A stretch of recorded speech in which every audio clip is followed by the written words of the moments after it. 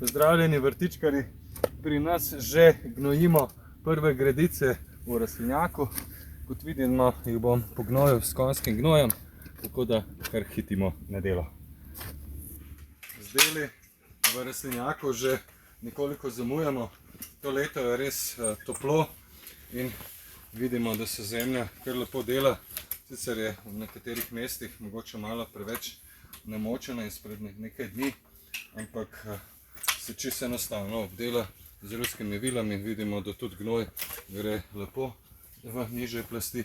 Potem pa vzamemo samo grablje, nekoliko povrhljamo in že lahko pravzaprav potem začnemo s sajenjem solate, rukole, špinače, sadimo lahko tudi mlad česen, za mlado čebulo, redkvico in številne druge vrtnine.